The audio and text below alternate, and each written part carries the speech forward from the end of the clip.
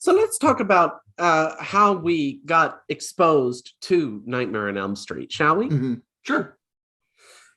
You want to start, Peter? I was just going through horror classics. How old were you? Probably college. Oh my gosh.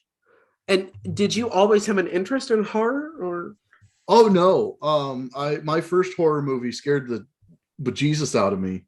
And what was your first horror movie? The Mummy with Boris Karloff.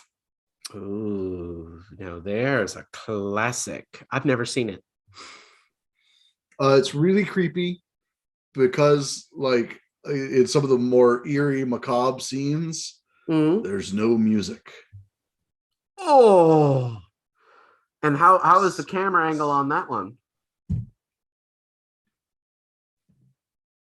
Even in the 30s, the camera angles were great, huh? Yeah. Oh wow. They know what they were doing.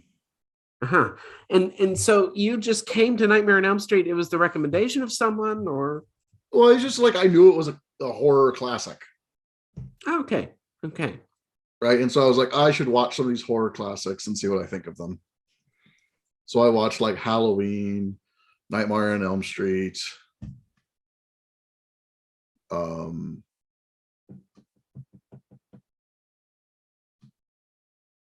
What's the one that Jason appears in first? Friday the 13th. Friday the 13th. Thank you. You know, I didn't see that just till just a few months ago. Okay. Yeah. So I went and watched those and I was like, oh, so that's what this is. This is related to your work in media. Yeah. Yep. Well, my exposure to Nightmare on Elm Street was almost a different world than what you're describing. I had seen horror movies. I've been a fan of horror for as long as I can remember. My first horror movie, apart from Jaws, which I think I saw when I was 5, is Jaws considered horror or science fiction? Jaws is a thriller. Okay. So a thriller with horror elements, maybe. Mm-hmm. Okay. So I saw Jaws from a very young age, but I wouldn't count that. I think my first real love of horror came when I was about 10. I saw Bela Lugosi's Dracula from 1931. Mm-hmm. And that's right. You and I fall on different sides of the Lugosi Karloff split. We do. Now, this can we bring them together? I mean, it might be as hard as bringing Jacques Derrida and Michel Foucault together, but can we do it? We can try. We can try. Yeah, we can try. And I loved Bela Lugosi in Dracula. I wanted to be Bela Lugosi when I was 10, actually, because I just thought he was so mysterious and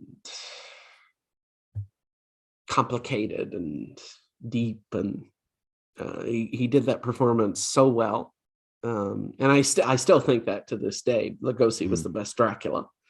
I know there have been numerous interpretations of it, but the best ones are Bela Lugosi as Dracula and ironically Leslie Nielsen in the parody of Dracula, and there's a direct mirroring of the scene. Lugosi comes out of the coffin at night and he stands up and he's all, ponderous and ready to do his evil. And then flash forward to 1995 was when that parody came out, and Leslie Nielsen is, he's got his arms crossed. He comes up out of the coffin, up, and smack! He hits the chandelier right on his head and he goes, "I must move the coffin."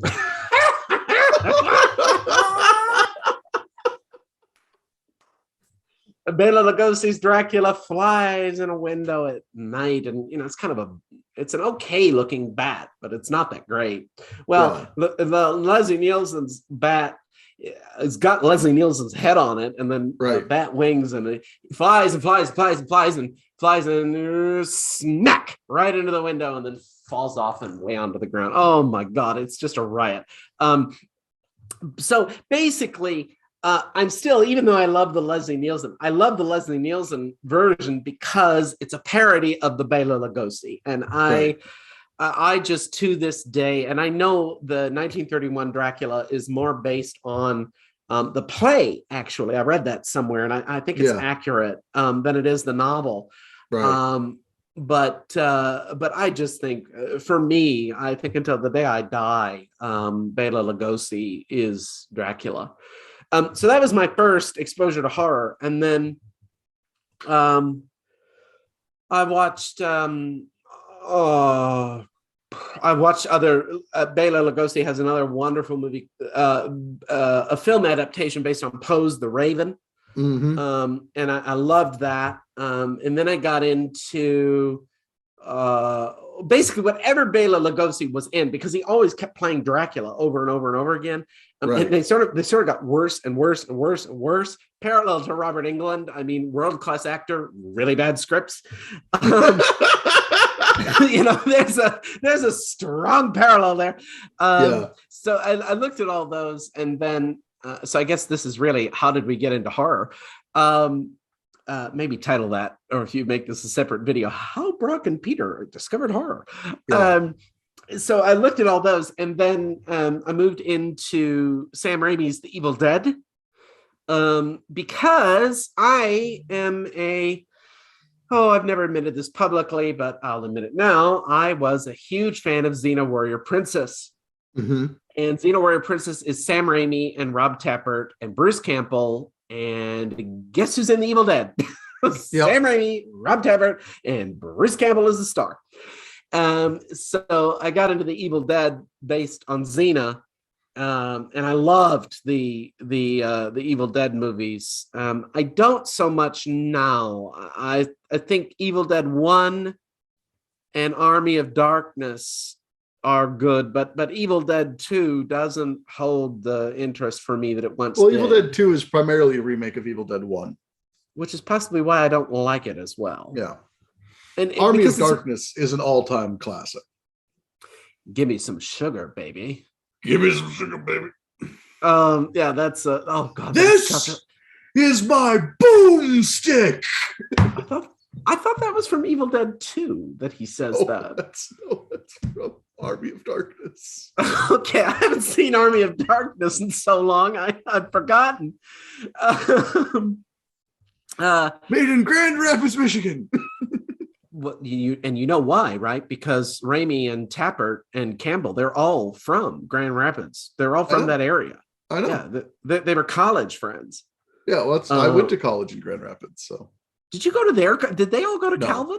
No, they didn't go. Okay. I can't remember where they went, but I knew they were, and I think even Sam Raimi and Rob Tappert were roommates. Although I could be wrong about that. Yeah. So I looked at the Evil Dead's. And I had the special edition of Evil Dead 1 that was the book, the Necronomicon or whatever it is, and it was all like squishy plastic, and it was this special edition of Evil Dead 1, and it had had this great, beautifully reproduced Book of the Dead, and the Raimi wanted to call it Book of the Dead, and it was Dino De Laurentiis who said, don't call it Book of the Dead. People think they're going to have to read for 90 minutes. Call it The Evil Dead.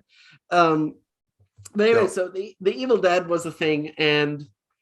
But in between there, so even before I knew Xena, I discovered Xena about 3 months after the story that I'm about to tell, by the way. So all this for me was linked.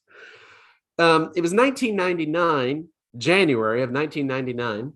And I was in Pontresina, Switzerland.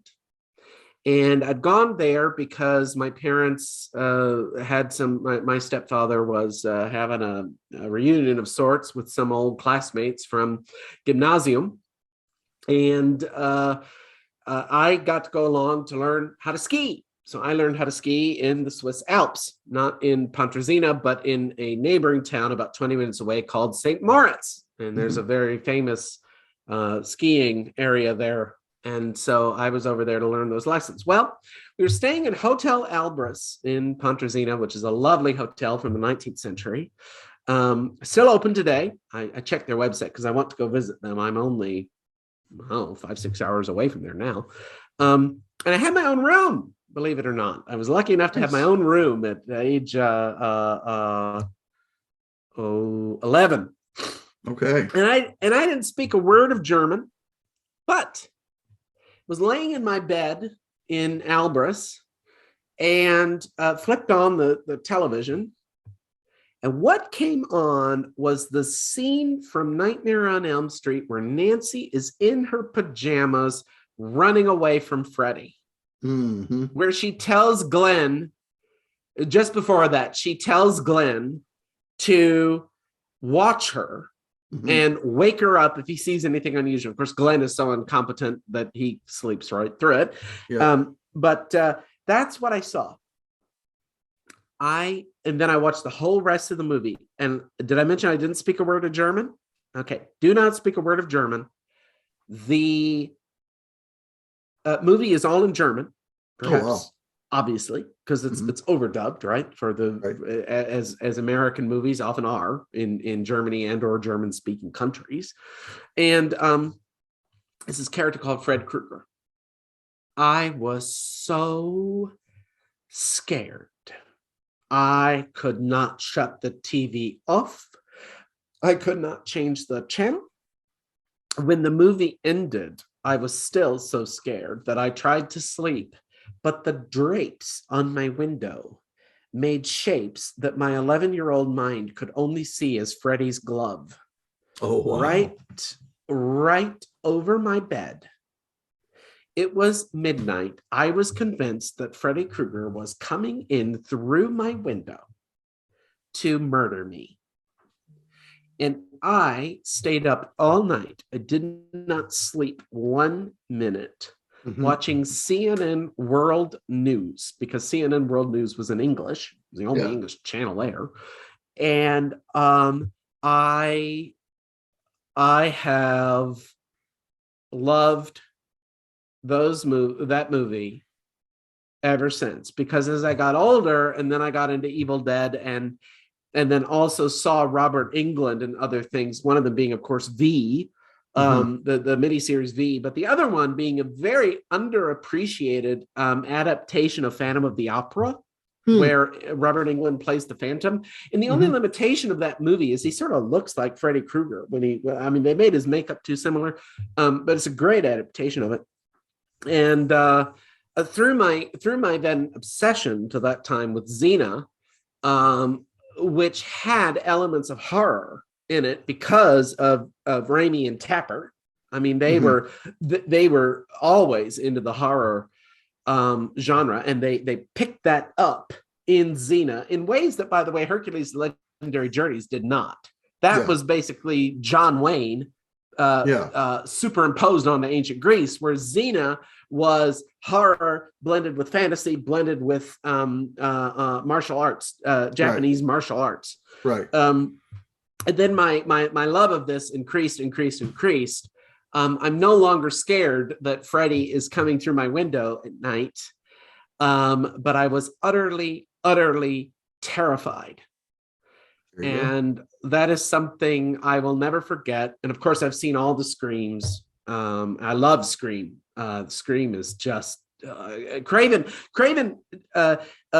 changed the horror genre 3 times. The first is arguably Last House on the Left. Okay. The second is Elm Street. The third is Scream.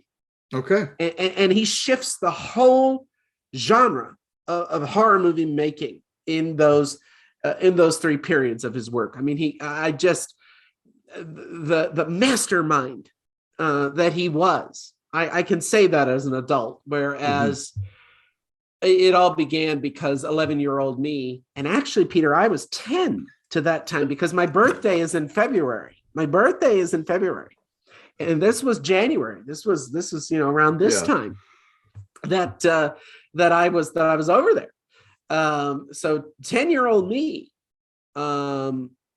had a very, very transformative, and I was afraid the next day I went skiing in the Alps with my teacher, and I was afraid Freddy was coming out around the corner while skiing. Okay, so I have to interject here for a few reasons. One of which is, this is why I cut you off, is because you take a 5-minute story and make it take 20 minutes. Okay. And secondly, because I really need to pee.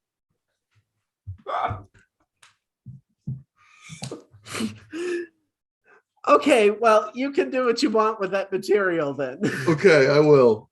I'm sorry I took 20 minutes. It's okay. I'm a systematic theologian. Why say in one word, but you can say in 1,000? Right? Okay, talk to you later. Sounds good. Take care. Bye.